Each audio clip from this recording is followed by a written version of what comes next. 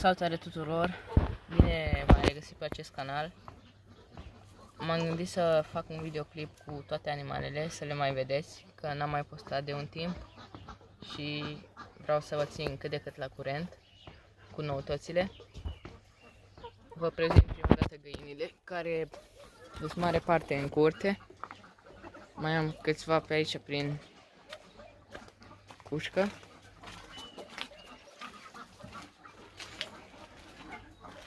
Am aici două corcituri de Brahma Poternichiu, cocoșul ăsta și cocoșul ăsta.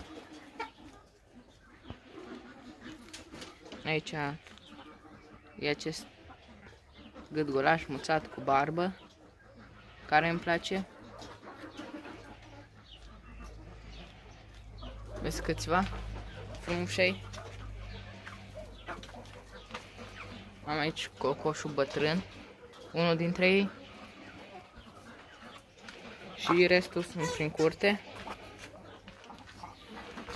Și cei viandot, tot prin curte sunt, cresc și ei, se fac tot mai frumoși.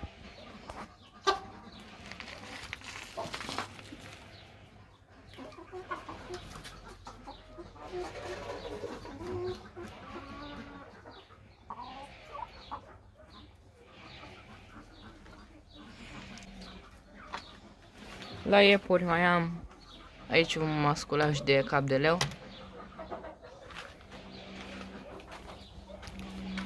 femela asta mare și asta frumoasă,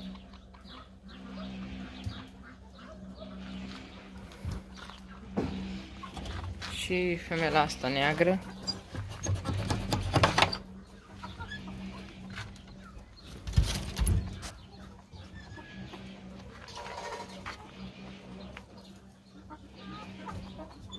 Mergem și până la porumbei. Nici porumbei nu prea mai am prea mulți. 5 bucăți mai am. I-am și vândut și am mai prins și pisica din ei. Mai am o pereche de satineți care sunt disponibili la vânzare și două femele de voiajor, acestea două, mamă și fiică. Cea de sus este de 2021 și femela de 2019, ambii stil vechi. Și mai am aici o femelă de guțan cu aripa ruptă, am găsit-o într-o zi pe jos și nici cu asta nu știu ce să fac, că să o las la pisică mimilă și nici de ținut nu mai vreau să o țin. O să fac eu ceva cu ea. Vreau să dau toți porumbeii, deci ăștia 4 care îi vedeți sunt disponibili toți.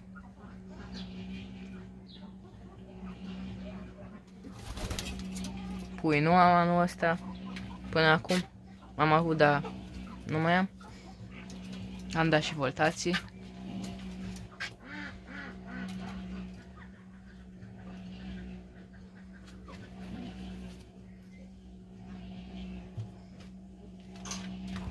Vreau să le fac o volieră ca lumea și după să cumpăr alți porumbei, pentru că voliera asta nu este cea mai bună. Am făcut-o pe grabă ca să am loc și pentru găini, pentru că porumbeii erau în loc la găini și am avut nevoie de loc pentru pui de găină. Se vede că nu este făcut cel mai bine voliera, dar le voi face una nouă, frumos.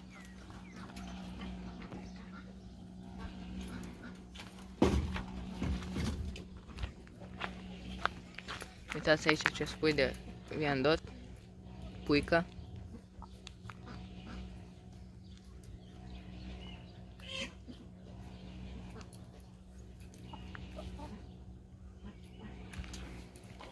Să mergem și până la rațe. Aici am rațele. Ia uitați-le. Cele românești și mai am 4 bucăți bătrâne de carne. De acestea.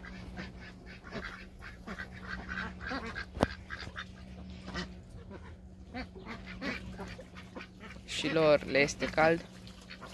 Rățoii încep să-și schimbe culoarea la cap, să se facă verde.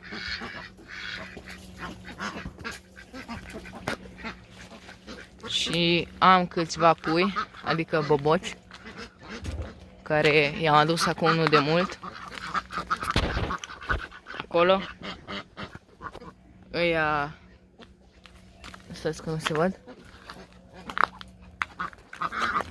Ăia 4. Acolo. Și... mai am una care nu o văd, fără moț. Dar are culoare așa sălbatică.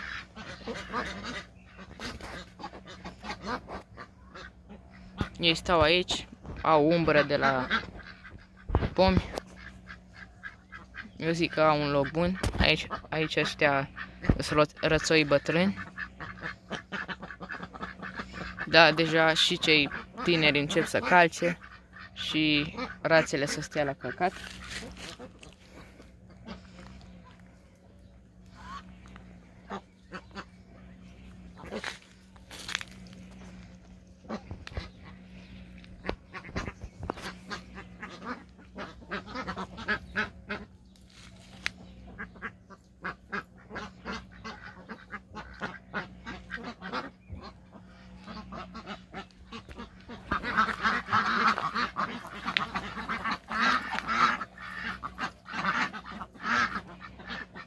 Rățoi văd că o să am destui la cele moțate.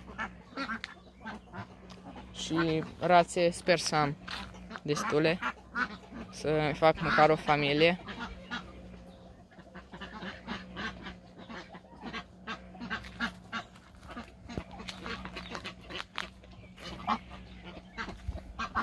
Mai am aici o rață albă, care se face sigur rață, dar a fost bolnavă și a rămas mai mică. Încă se vede că merge un pic. Se vede pe ea că a fost bolnavă, este și mai mică. Mai am una cu 2 moțuri, aceea. Aceea este foarte frumoasă și asta cu 2 moțuri. Și acolo, cred că și aia se face rață. Mai o săptămână, 2 și încep să se vadă și la ei că ei sunt o serie mai mică, adică seria a doua, că mai am o serie, aceia care încep deja să se coloreze la cap. La ei deja se vede care este rață și rățoi. La ăștia încă nu, că au 2 săptămâni diferență. Și mai am și seria asta. Și din aceasta sunt vreo 8. Și ăștia mici care i-am adus acum. Ăștia sunt cei mai mici. Mai au și pufpei, nu i-au crescut de tot penele. Dar la ăștia adică la prima serie, deja se vede care e rață și rățoi. Uitați acolo, la ăla se vede deja. La coadă. Deja începe. Și aceea cred că se face rața acolo care bea aia moțată. Ăla cred că se face rățoi.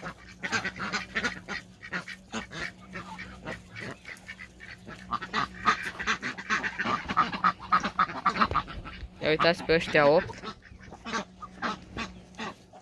Mai mici. Asta văd că are ceva acolo în gușă sau în gât. Trebuie să o verific imediat după videoclip.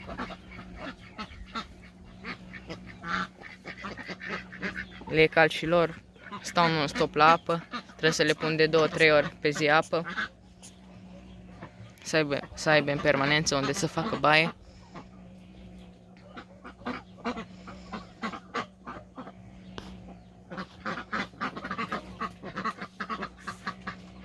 Ia uitați, a venit și pisica.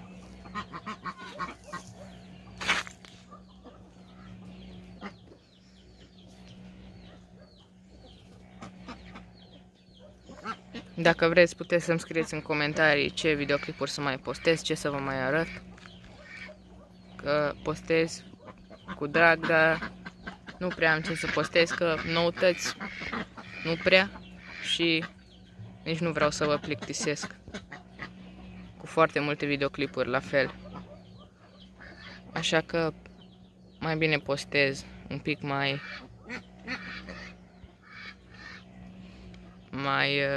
rar, dar să fie ceva noutăți măcar. Da. Cam atât cu acest videoclip. Dacă v-a plăcut, puteți să lăsați un like și ne revedem data viitoare.